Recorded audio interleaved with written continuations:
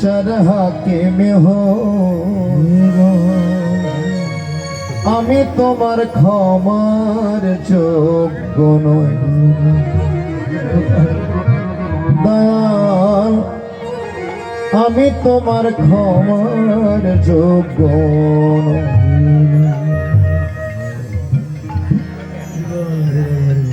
আলিঙ্গন করতে মনে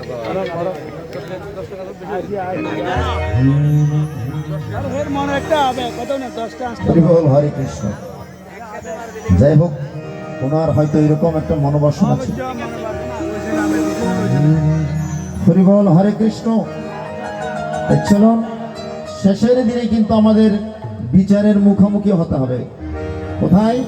জমালয়ে। এজন্য এখন থেকে আমাদের সাবধান হতে হবে, সাবধান।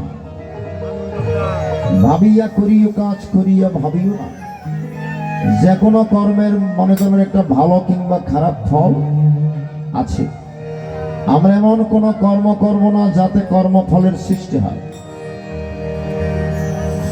যেমন ইচ্ছাই তেমন চলবি, তাতে কিন্তু চলবে না। ভালো ছাড়া মন্দ করলে পরিস্থিতি ছাড়বে না। যেমন ইচ্ছাই তেমন করবি, তাতে কিন্তু চলবে না। ঠাকুরের মানে ভালো ছাড়া মন্দ করলে পরিস্থিতি ছাড়বে না, এমন একটা বানিয়ে। সুতরাং যে যেরকম কর্ম করব তার ফল অনুসারে শেষের দিনে বিচারের ব্যবস্থা রেখেছে। তুমি শেষ বিচারের আদালতে, তুমি শেষ বিচারের আদালতে করবে বিচার হাকিমে আমি তোমার ক্ষমার যোগ্য, আমি তোমার ক্ষমার যোগ্য।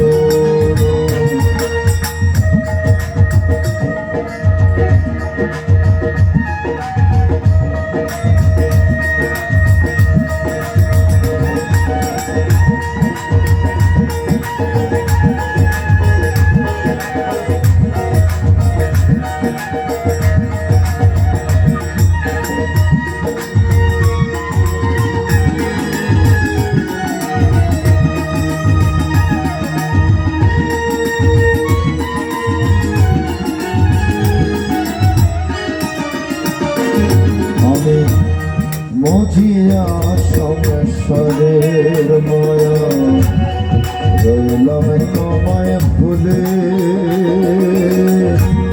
দিন কাটাইলাম রঙ্গারাশে মায়া নদের কোলে।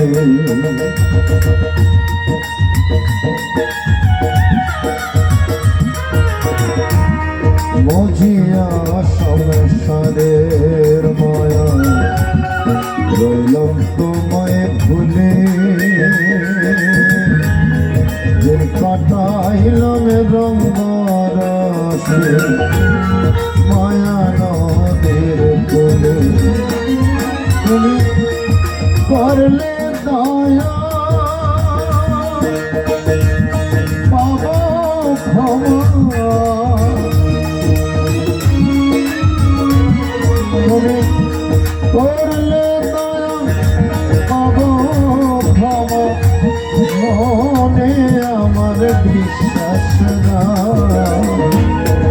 আমি তোমার ক্ষমার যোগ্য, আমি তোমার ক্ষমার যোগ্য।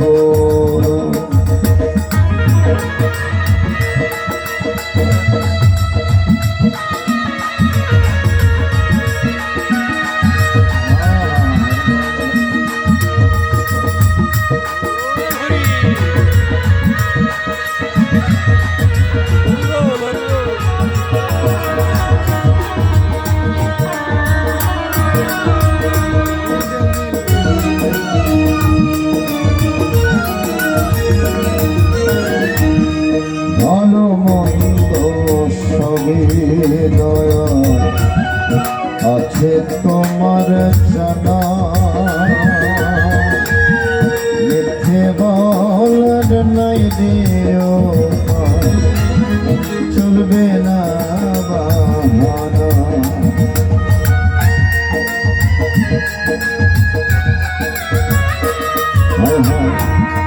ভালো মন্দ সবই দয়া আছে তোমার জানা মিথ্যে বলার নাই দিও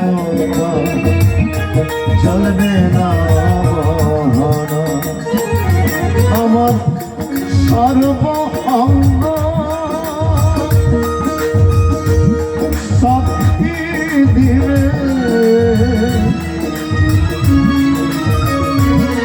আমার সর্ব অঙ্গ সাক্ষী দিবে এমনে আমি মিথ্যে তো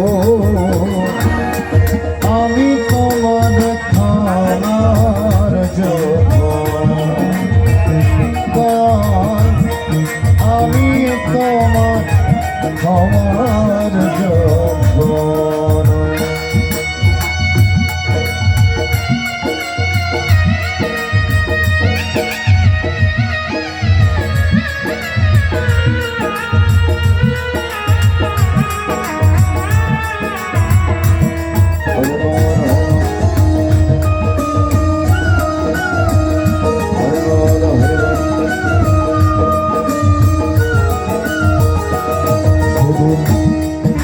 আদালতে তোমার সামনে কেমন কইরা যাব এত পাপের হিসাব কেমন কইরা দিব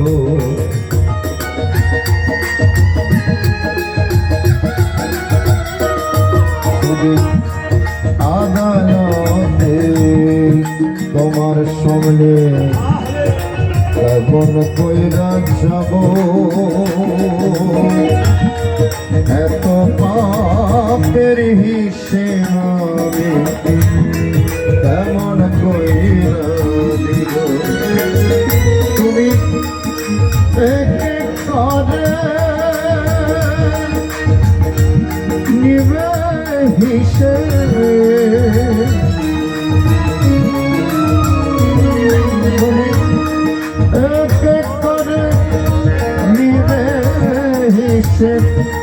নিজের হাতে কলমে